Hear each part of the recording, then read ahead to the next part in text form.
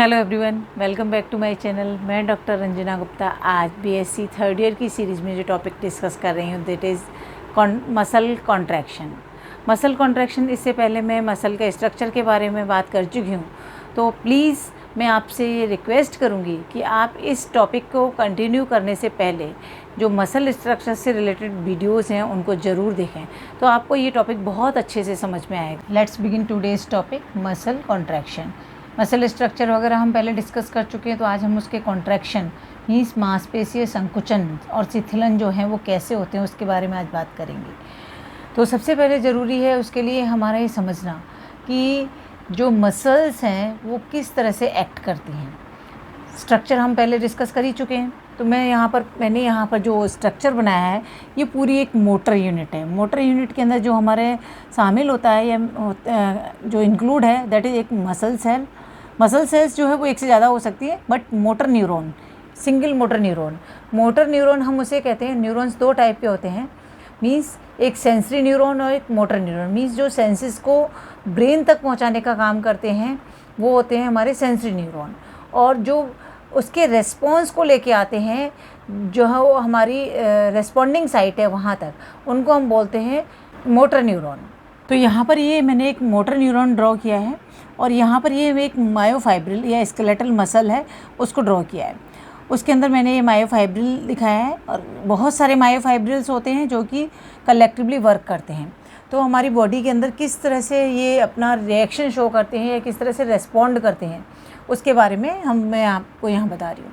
तो motor neuron जो हैं वो न्यूरोट्रांसमीटर्स को लेके आते हैं। ये मोटर न्यूरॉन का जो है पूरा सेल बॉडी है, और ये एक्सॉन वाला पार्ट है, और ये बहुत सारे जो इसके डेंड्राइट्स हैं जिनसे कि न्यूरोट्रांसमीटर्स रिलीज होते हैं। और स्केलेटल मसल्स के केस में जो न्यूरोट्रांसमीटर्स होते हैं वो हमारे एसिटाइल कोलिन होते हैं। तो यहाँ पर और ये इंटरस्टिशियल फ्लूइड भरा हुआ होता है यहाँ पर, जिसमें ये रिलीज़ किए जाते हैं। और ये जो स्पेस है जो कि एक मसल सेल के बीच में और हमें न्यूरो फाइबर्स के बीच में जो दिखाई देता है उसे हम बोलते हैं न्यूरोमस्कुलर जंक्शन। इसे हम एंड प्लेट भी बोलते हैं, और हम इसको शॉर्ट में NMJ भी बोलते हैं, और इसको हम न्यूरोमस्कुलर साइनेप्से भी बोलते हैं। तो इस तरह से ये जो साइनेप्से है, जो गैप है, उसे हम तीन नाम से जानते हैं: न्यूरोमस्कुलर जंक्शन, न्यूरोमस्कुलर साइनेप्से और एंड प्लेट। तो इस तरह से जो मोटर न्यूरॉन है वो जो है यहाँ पर एसिटाइल कोलिन या हम न्यूरोट्रांसमीटर्स जो हैं उनको रिलीज़ करता है। अब बात करते हैं जो मसल है, यहाँ पर स्ट्रक्चर के बारे में मैंने आपको बताया है। अब ये जो मसल के स्ट्रक्चर में हम देखें, यहाँ पर जो है आपको गैप, ये कुछ ट्यूबुलर स्ट्रक्चर्स दिखाई दे रहे हैं, इन्हें हम कहते हैं टी ट्यूब्यूल्स। ये जो टी ट्यूब्यूल्स हैं और पूरी मसल के ऊपर जो हैं यहाँ पर कुछ रिसेप्टर साइट्स होती हैं जो कि न्यूरोट्रांसमीटर्स को रिसीव करने का काम करती हैं। तो ये जो रिसेप्टर साइट्स हैं इन सब पे, और जो टी ट्यूब्यूल्स हैं उसमें भी रिसेप्टर साइट्स हैं, उन सब पर जो है एसिटाइल कोलिन जो कि न्यूरोट्रांसमीटर है थ्रू इंटरस्टिशियल फ्लूइड जो है इस पर आकर अटैच होता है। जैसे ही जो ये न्यूरोट्रांसमीटर इन टी ट्यूब्यूल्स, इन रिसेप्टर्स पे आके अटैच होता है, तो ये कैल्शियम आयंस जो है इंटरस्टिशियल फ्लूइड से रिलीज़ हो जाता है मसल फाइबर के अंदर, या हम कहें स्केलेटल मसल के अंदर, जो यहाँ पर जो सार्कोप्लाज्मिक रेटिकुलम है उनके द्वारा रिसीव किया जाता है। तो ये टी ट्यूब्यूल्स होने का फ़ायदा ये है कि क्योंकि जो है ये थोड़ी डेप्थ में है, जिसकी वजह से जो इजीली जो यहाँ पर जो टी ट्यूब्यूल्स हैं has to release signals fastly, इसकी वजह से जो सिग्नल है वो फास्टली जो है वो रिलीज़ हो जाते हैं या रिसीव कर लिए जाते हैं यहाँ पर, क्योंकि सार्कोप्लाज्मिक रेटिकुलम प्रेजेंट हैं। तो जैसे ही कैल्शियम आयंस जो हैं वो रिलीज़ होके पहुँचते हैं इंटरस्टिशियल फ्लूइड से मसल सेल के अंदर, तो यहाँ पर जो मायोफाइब्रिल के अंदर जो सार्कोप्लाज्मिक रेटिकुलम उन कैल्शियम आयंस को वो रिसीव करते हैं। ये सार्कोप्लाज्मिक रेटिकुलम्स जो आपको दिखाई दे रही हैं ब्लू कलर की, जैसे ही सार्कोप्लाज्मिक रेटिकुलम के पास सोडियम आइंस पहुंचते हैं, और आप देख रहे हैं टी ट्यूब्यूल्स जहाँ पर हैं वहाँ पर ये ज़्यादा पास है, इस वजह से जो सिग्नल्स हैं वो इजीली जो है या फास्टली जो है रिलीज़ हो जाते हैं या रिसीव कर लिए जाते हैं या कैरी हो जाते हैं।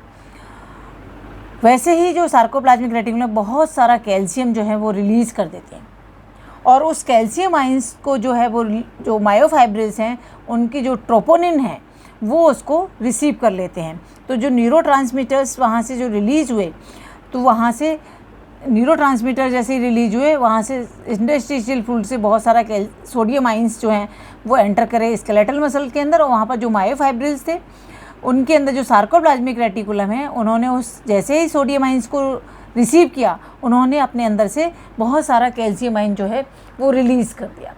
जैसे ही कैल्शियम आइन रिलीज़ हुआ उसको कैल्शियम आइन को रिसीव कर लिया जो मायोफाइब्रिल्स के ट्रोपोनिन होते हैं उनके द्वारा, ठीक है। अब जो ट्रोपोनिन ने जब इसको रिसीव किया उसके बाद मसल जो है कॉन्ट्रैक्ट करेगी, उसे हम बोलते हैं डीपोलराइजेशन ऑफ दी मसल्स। तो यहाँ पर मैंने थोड़ा सा उसी के बारे में एक बार लिखा है कि sarcolemma of myofibril devoid of many ACH receptor sites या एसिटाइल कोलिन रिसेप्टर साइट्स। ये सार्कोलेमा है, ये जो इसकी मेम्ब्रेन है पूरी, जिसे हम सार्कोलेमा बोलते हैं। तो सार्कोलेमा के ऊपर बहुत सारे रिसेप्टर साइट्स प्रेजेंट हैं जिस पर जो है एसिटाइल कोलिन जो है रिलीज होते हैं और रिसेप्टर साइट पे जाके अटैच हो जाते हैं। जैसे रिसेप्टर साइट पे अटैच हुए muscle will depolarise and lots of sodium ion from the interstitial fluid enter into the myofibril. तो सोडियम आइंस जैसे ही एंटर किए मायोफाइब्रिल के अंदर which affect the sarcoplasmic reticulum, sarcoplasmic reticulum जो है वो अफेक्ट हो जाती है and myofibril and release lots of calcium ion release कर देती है और calcium ion enter into the sarcomere and bind to the troponin. और जैसे ही ट्रोपोनिन से बाइंड करेगी जो मसल वो कॉन्ट्रैक्ट कर जाएगी, मसल बिकम कॉन्ट्रैक्ट। तो ये तो मैंने आपको बेसिकली कैसे बताया। अब मैंने क्योंकि जब स्ट्रक्चर बताया था उसके अंदर आपको मैंने थिन फिलामेंट, थिक फिलामेंट, उनके स्ट्रक्चर्स बताए थे, तो वो किस तरह से उनमें क्या चेंजेस आते हैं उसके अंदर मैंने आपको H zone, M zone, Z line, I band, A zone ये सब बताए थे। तो इनमें क्या चेंजेस आते हैं, तो अब इसके बारे में हम उसके बारे में बात करेंगे। तो यहाँ पर तो बेसिकली मैंने आपको इस तरह से चेंजेस बताए, लेकिन ये कैल्शियम आइंस जैसे ही ट्रोपोनिन से अटैच होते हैं तो उसके अंदर जो हम स्ट्रक्चरली जो है किस तरह के चेंजेस आते हैं उसको डिस्कस करेंगे। तो ये जो थ्योरी है इसे हम बोलते हैं स्लाइडिंग फिलामेंट थ्योरी, क्योंकि यहाँ पर जो दोनों फिलामेंट हैं वो एक दूसरे के ऊपर स्लाइड करते हैं, इसीलिए इसे हमने कहा है स्लाइडिंग फिलामेंट थ्योरी। जो मैंने मसल का स्ट्रक्चर है उसके अंदर थिक फिलामेंट, थिन फिलामेंट जो है, तो बीच में जो है वो थिक फिलामेंट होता है और ये साइड में जो है वो आपके थिन फिलामेंट्स होते हैं। तो ये जब क्रॉस ब्रिज बनते हैं तो मैंने आपको बताया ये बीच में एम लाइन है, ये दोनों जो है जहाँ पर हमारे जो थिन फिलामेंट्स अटैच रहते हैं वो जेड लाइन होती है। तो आधा जेड लाइन के इधर होता है और आधा जेड लाइन के इधर होता है। जो एरिया थिन फिलामेंट कवर करता है उसको हम बोलते हैं आई बैंड, और जो दोनों का कॉमन एरिया होता है जिसमें थिक फिलामेंट और थिन फिलामेंट है दैट इज़ ए बैंड, और जो बीच में जो स्पेस होता है दैट इज़ एच जोन, केवल जहाँ पर थिक फिलामेंट प्रेजेंट होता है, मीन्स ये वाला पार्ट ओनली जहाँ तक केवल थिक फिलामेंट प्रेजेंट है दैट इज एच जोन। अब हम देखते हैं किस तरह से जो है इसमें हमें चेंजेस दिखाई देते हैं। अब ये दोनों क्योंकि क्या है हमारे जेड लाइन्स हैं। पावर स्ट्रोक मीन्स जब मसल कॉन्ट्रैक्ट करती है तो जैसे ही मसल कॉन्ट्रैक्ट करती है दोनों जो जेड लाइन्स हैं वो अंदर की तरफ जो है जाती हैं, मूव करती हैं, इस तरह से अंदर की तरफ मूव करती हैं। जैसे ही ये मूव करती है तो यहाँ पर जो थिन फिलामेंट है वो थिक फिलामेंट के ऊपर स्लाइड करता है। और उसे हम ऐसे देख सकते हैं जैसे ये सपोज ये थिक फिलामेंट है और ये दोनों तरफ जो है यहाँ पर थिन फिलामेंट्स हैं। तो मान लीजिए ये थिन फिलामेंट्स जो हैं वो दोनों तरफ इस तरह से अटैच हैं और ये इसके ऊपर जो है वो स्लाइड कर रहे हैं, दोनों जो हैं वो इसके ऊपर इस तरह से स्लाइड करेंगे। जब स्लाइड करेंगे तो यहाँ पर जो है पहले जो मान लो सपोज वो इस तरह पोजीशन में है, सपोज वो पहले इस पोजीशन में है इधर भी और इधर भी, अब वो इस पोजीशन में है, अब उनको एक दूसरे को कांटेक्ट में आना है। तो कांटेक्ट में आने के लिए इस तरह से यहाँ से ये स्लाइड करेगा और ये भी स्लाइड करेगा, तो यहाँ दोनों के बीच में जो है ब्रिजिंग होगी, क्रॉस ब्रिज बनेंगे। तो उस क्रॉस ब्रिज में ये जो थिक फिलामेंट है उस पे जो है हमें पता है जो यहाँ पर ATP साइट्स होती हैं जहाँ पर ATP आके अटैच होता है, जैसे ही एटीपी अटैच होता है, यहाँ की जो ट्रोपोनिन होती हैं उनके अंदर चेंजेस आ जाते हैं। तो उसके अंदर जो है ट्रोपोमायोसिन को वो रिमूव कर देता है। जो टीपीसी है वो ट्रोपोमायोसिन को जो है रिमूव करता है, जैसे कि कैल्शियम आयंस फ्यूज़ करते हैं। और जैसे ही वो उसको रिमूव करता है तो एक्टिन और जो मायोसिन है दोनों में क्रॉस ब्रिजिंग हो जाती है। तो इस तरह से जब वो आगे कॉन्ट्रैक्ट किए तो मीन्स नेचुरली है वो उस पार्ट का जो है साइज वो रिड्यूस हो गया। तो एच जोन है उसका जो साइज है वो रिड्यूस हो जाता है ना। ए बैंड का अपने आप में साइज रिड्यूस होता है क्योंकि वो केवल स्लाइड कर रहे हैं उनका साइज़, क्योंकि ए बैंड वाला पार्ट हमारा ये कॉमन एरिया है, लेकिन एच जोन है जहाँ पर थिक फिलामेंट प्रेजेंट है। तो जो मेनली जो पार्ट है, क्योंकि दोनों जो फिलामेंट हैं वो ऊपर स्लाइड करके बिल्कुल इस तरह से इस थिक फिलामेंट के ऊपर इस तरह से जब बिल्कुल पहुंच जाते हैं तो नेचुरली जो एच जोन है वो पूरा कवर हो जाता है इस तरह से। तो धीरे धीरे जो एच जोन है वो डिसअपीयर हो जाता है। तो यहाँ पर ये इस तरह की जो, तो यहाँ पर मैंने बताया सार्कोमियर में हम देखें तो आधा आई बैंड मीन्स ये पार्ट और A band plus half I band इधर का, ये पूरा मिलके एक सार्कोमियर बनाते हैं। मीन्स हाफ आई बैंड और ए बैंड, ये कंप्लीट मिलके जो है एक पूरा सार्कोमियर बनाते हैं। मैंने दूसरा सार्कोमियर यहाँ कंप्लीट नहीं बनाया है, केवल एक ही सार्कोमियर में मैंने आपको, जिससे क्लियर समझ में आए, मैंने आपको बताया। अब जो मैंने यहाँ पर ये जो थिक फिलामेंट है उसमें यहाँ पर मैंने आपको बताई है कि क्या होते हैं, जो एटीपी साइट्स होते हैं। और ये जो है थिन फिलामेंट है, थिन फिलामेंट जो है हमारा मायोसिन है। और मायोसिन की जो ऊपर हम देखें तो 3 जो ट्रोपोनिन है वो 3 यूनिट से मिलकर बना है, टीपीसी, टीपीआई और टीपीटी। तो यहाँ पर जो टीपीसी है वह कैल्शियम आयंस वहाँ पर अटैच होते हैं और यहाँ पर एडीपी रिलीज हो जाता है। जैसे एटीपी अटैच हुआ तो एडीपी रिलीज हो जाता है। तो यहाँ पर ओवरऑल मैंने चेंजेस बताए हैं कि जेड लाइन, अब आप देख सकते हैं यहाँ पे जेड लाइन जो है वो पास में आ गई हैं। जेड लाइन पास आने की वजह से जो एच जोन है उसका जो साइज है वो रिड्यूस हो गया। तो length of A band no change, length of I band decrease and H zone decrease. I band जो है उसकी लेंथ डिक्रीज होगी, लेकिन आई बैंड खुद अपने आप में जो है वो डिसअपीयर नहीं हो रहा है, छोटा नहीं हो रहा है। उसकी लेंथ इसलिए क्योंकि वो पास आ गया, तो इसकी वजह से वो उसके ऊपर स्लाइड कर गया तो यहाँ पर जो है वो काम, जो एरिया है वो कम रह गया। तो इसलिए जो उसकी जो लेंथ है वो रिड्यूस हो गई। तो इसलिए जो आई बैंड है उसका साइज जो है वो डिक्रीज़ हो रहा है, एच जोन डिक्रीज़ हो रहा है, बट ए बैंड के अंदर कोई चेंज नहीं आ रहा क्योंकि थिक जो बैंड वाला और जो कॉमन एरिया है वो उतना ही रहेगा। तो इस तरह से जो हमें जब स्लाइडिंग फिलामेंट थ्योरी या हम जो मसल कॉन्ट्रैक्शन होता है उस तरह से चेंजेस दिखाई दे।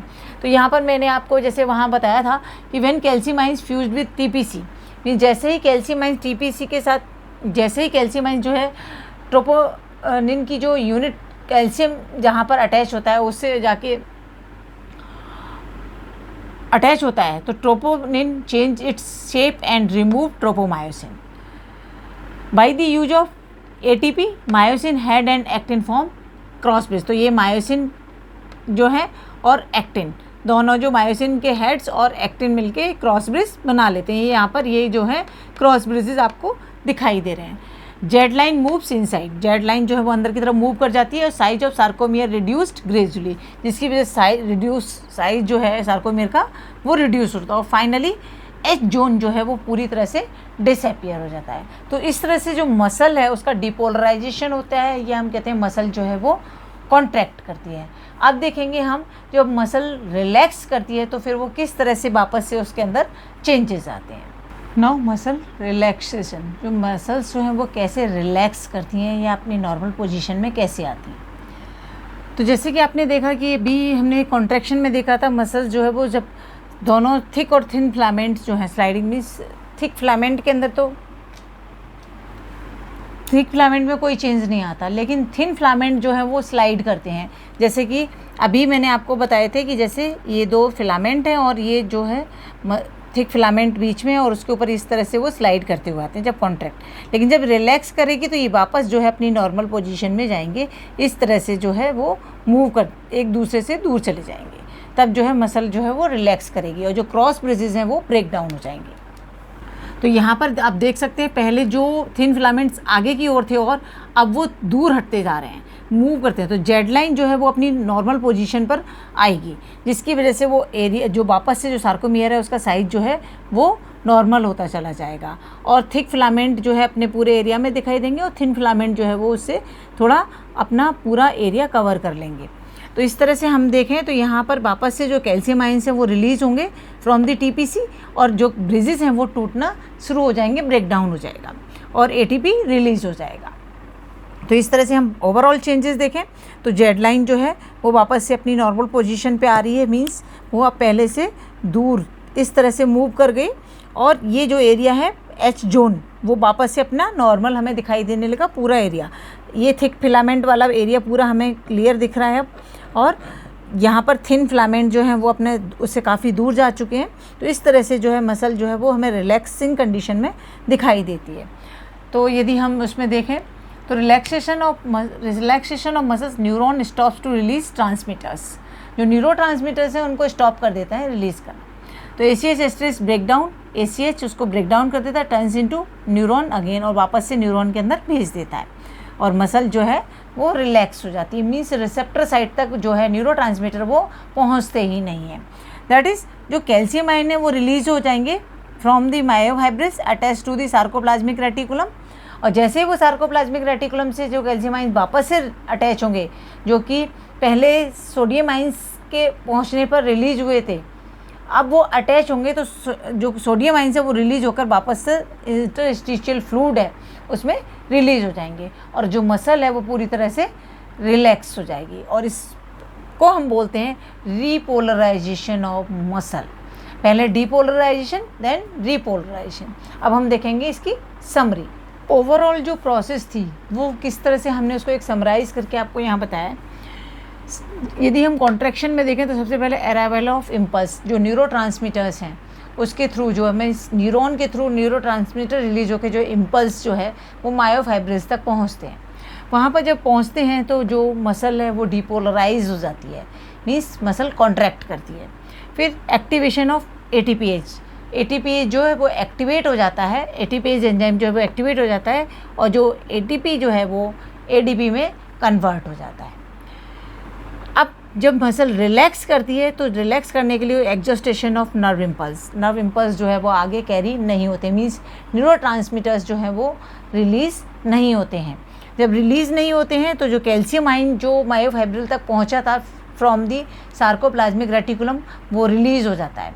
वो रिलीज़ जैसे ही होता है तो वहाँ पर जो सोडियम आयंस हैं वो जो कि सार्कोप्लाज्मिक रेटिकुलम ने रिसीव किए थे वापस से रिलीज़ कर दिए जाते हैं इंटरस्टिशियल फ्लूइड के अंदर।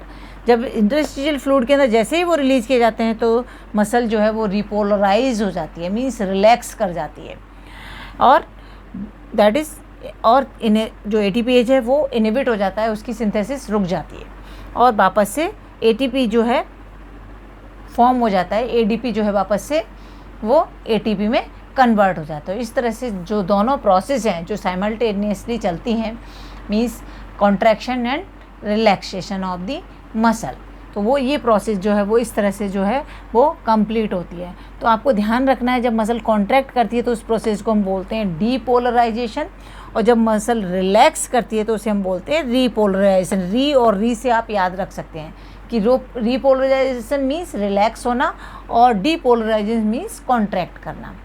तो ये थी पूरी आपकी मसल कॉन्ट्रैक्शन की प्रोसेस। अभी इसमें और भी बहुत सारी चीज़ें हैं जिनको आगे हम कंटिन्यू करेंगे। आई थिंक आपको ये समझ में आ गया होगा। फिर भी कोई डाउट है तो कमेंट सेक्शन में ज़रूर मेंशन करें और यदि मेरे वीडियोज़ यदि आपको पसंद आ रहे हैं तो उन्हें लाइक, सब्सक्राइब और शेयर करना ना भूलें। Thank you so much.